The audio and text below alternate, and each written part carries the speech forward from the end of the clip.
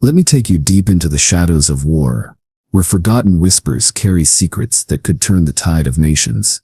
Imagine this: a soldier, gaunt and broken, dragged from the dungeons of the enemy, his eyes hollow, his voice cracked from silence, yet within his trembling hands, hidden beneath layers of suffering, he held a secret so powerful it could change the course of history. A secret not in words, not in weapons, but in a fragile blood-stained scrap of cloth that bore the lines of a hidden map. It began during the bleak winter of 1943, in a valley carved by snow and silence. For weeks, the Allied forces had been battered back, their supply lines severed, their hopes dimmed. Every move they made was anticipated. Every strike answered. Rumors whispered of a traitor among them, or perhaps of the enemy's supernatural foresight. Morale hung by a thread. Commanders spoke in hushed voices, their maps covered with the stains of desperation, knowing that one more wrong move would doom them to annihilation. Then came the day they found him. The prisoner was discovered not by scouts, but by a group of weary infantrymen, trudging back from a failed skirmish. He stumbled out of the tree line, collapsing at their feet. At first they mistook him for a deserter.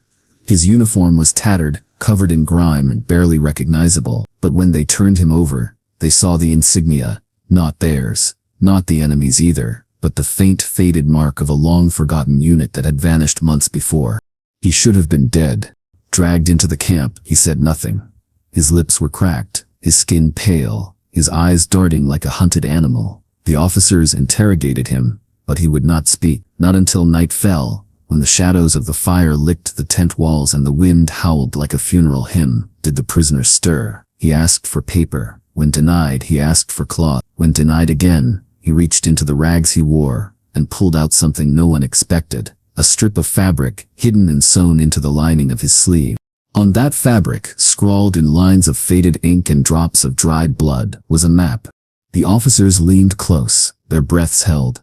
At first, they thought it was gibberish lines, dots, strange markings, curves that bent like rivers, yet ended abruptly. But the prisoner, his voice hoarse and trembling, began to explain. This is where they hide. He spoke of a fortress, not marked on any official chart, a supply hub buried beneath the earth, concealed within the mountains. It was where the enemy's lifeline pulsed, ammunition, fuel, food, communications, all funneled through tunnels carved into stone. The enemy's dominance, their uncanny ability to anticipate every move, stemmed from this hidden stronghold. But there was more. He told them of a man, a commander, whose name was never spoken aloud, a ghost among generals. He orchestrated the war from the shadows of that underground lair, his strategies flawless because he had spies in every valley, every ridge. Destroy this place, the prisoner whispered, his eyes burning with fever, and the war will bleed. Their silence will begin. The officers didn't believe him at first. How could a broken man, half dead, know of such a place? Yet the map gnawed at their doubts. Its markings aligned eerily with reports they had ignored. The sudden disappearance of patrols, the strange echoes of machinery heard by mountain villagers, the unmarked convoys that vanished into the mist. The question lingered like a ghost. Was this man a savior or a trap? The generals debated through the night. Some argued he was a plant, sent to lure them into the maw of the enemy. Others, staring at the map, could not shake the feeling that truth often wears the mask of madness. In the end, desperation made the choice for them. They sent a reconnaissance unit. Silent as shadows, they crept into the mountains, guided by the prisoner's trembling finger. Days passed. The camp waited, holding its breath. And then, on the fifth night, the scouts returned. What they reported froze the blood in every man's veins. The fortress was real.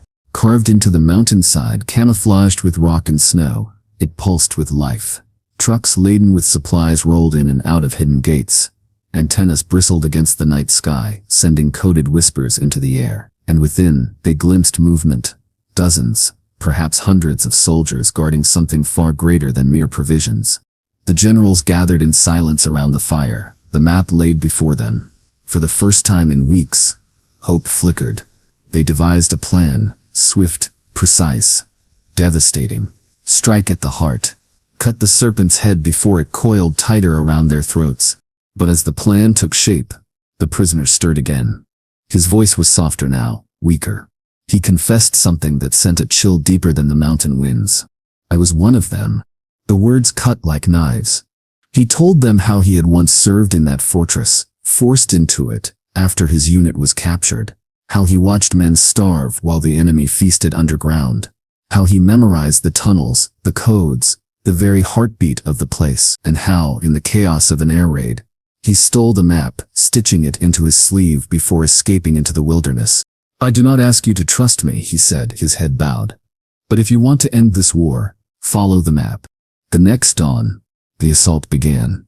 Allied bombers roared through the mountain skies, their shadows slicing across the snow. Artillery thundered, shaking the very bones of the earth. And then came the soldiers, storming through fire and stone. The hidden fortress erupted into chaos. Explosions tore through fuel depots, tunnels collapsed.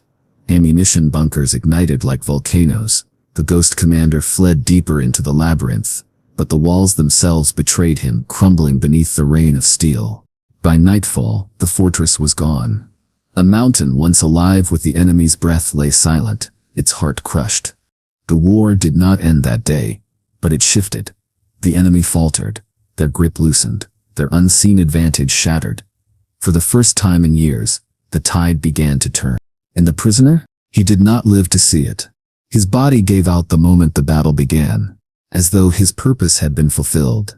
He was buried quietly, without honors, his name never spoken again. Yet every soldier who survived that day knew the truth.